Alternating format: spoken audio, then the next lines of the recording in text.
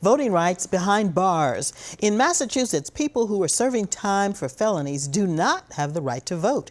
Massachusetts is one of 23 states that strip convicted felons of their right while they are serving out their sentence, according to the National Conference of State Legislatures. But many other incarcerated people do have the right to vote, including pretrial detainees and people serving sentences for misdemeanor convictions. And they may not know it. Joining me now is Pastor Franklin Hobbs. He's the founder of Healing Our Land, and David Baxter, co-founder of No Longer 3/5 Coalition. Both are working to help those serving time for felonies regain their voting rights. Pastor, I'm going to begin with you. You work with people held at the Nashua Street Jail and the Suffolk County House of Corrections. What barriers do incarcerated people face when it comes to voting, and how are you helping to eliminate some of those obstacles? Thank you.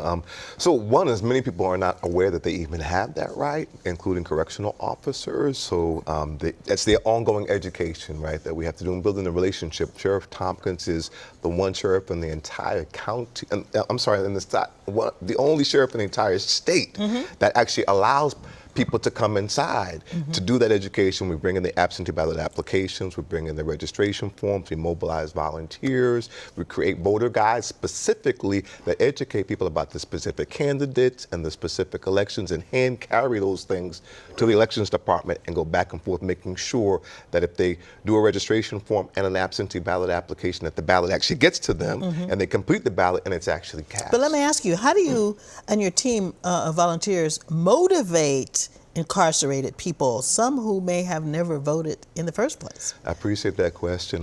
One of the ways that we do that is by helping them understand the impact. A lot of them are experiencing free phone calls here in the state of Massachusetts post-COVID, and they're appreciating that, and we're saying this happened because of legislation that was written by the African American Coalition Committee at MCI Norfolk, and hence it was passed by legislators, and you're experiencing the benefit, as well as for felons to have their rights restored, also written by the African American Coalition Committee, and now the second state in the country to move it this far. So when they see some of the kinds of ways that this is impacting them practically, they can make the connection. Yes. They have to make the connection. David, you have a very unique perspective.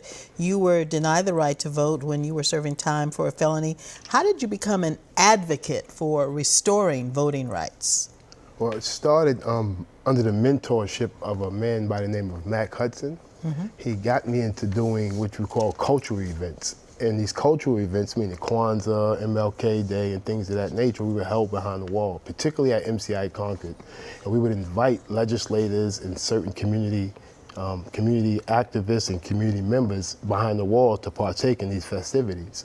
And it was during this time, engaging with legislators and also doing my own history and understanding the importance on how, dating back post-slavery, where our ancestors and those who showed us we stand on, people fought for this right. And died for it. And died for it. Our people were lynched and beat to partake in this thing called democracy. So I went what I like to call spiritual awakening, where I realized I had a duty. And for them people to do that and me not exercise this right to vote upon my release, and then further once share that education that I underwent with others, I felt that that would be wrong. Now, you've said that you were not a voter before you were incarcerated. I was not a voter because unfortunately I came from a culture. I grew up in Brooklyn, New York. That's where I'm originally from, Crack River, New York. And I don't come from a place where they teach you civic engagement. They teach you everything but that. So unfortunately, my awareness, my civic awareness came later on, more like in my 30s. But it's never too late. It's never too late. That's right. You can always start voting. So I've dedicated my life to educating others. I've been on state tours, and you'll be surprised how many people are unaware of the plight of people. They say, well, we'll get to that one. Okay. All right, Pastor, what are the benefits of re-enfranchisement to the community at large, not just the individual voter? I think public safety is one. People, when they feel heard when they feel that they're engaged and they can actually participate in society and structural stuff that would have prevented them from getting in the systems that once they're experiencing, once they're inside, that further, many instances, traumatize them. I think those are the things that, those are some of the reasons why society needs to be, this is a population that is brilliant and this needs to use their skill set in a different way. And the people closest to the pain are the people who should be closest to the solutions. So being able to give them that power makes them feel like they can be productive, contributing citizens to society. And David, I'm sorry, go ahead. Absolutely. I would say when you're coming from someone who lives on both ends of the Whistler, when you're incarcerated, your identity, you feel like your identity is stripped from you. So when you get this awareness that you feel heard, that you matter, you develop what you call a civic identity.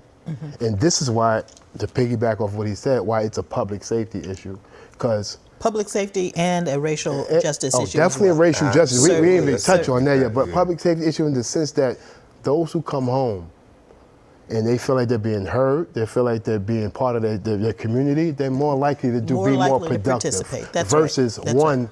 who doesn't feel heard, who feel like it doesn't matter. That develops what you call "I have nothing to lose" mentality. And then it from leads that- to other things. And you see the statistics Yes. from that sentencing report and many other reports that those who are released, who retain that voting right, versus those who don't. Okay. The recidivism rate is higher amongst those who don't. Pastor Franklin Hobbs and David Baxter, co-founder of the No Longer 3/5 Coalition, thank you both for joining us to bring this information to us.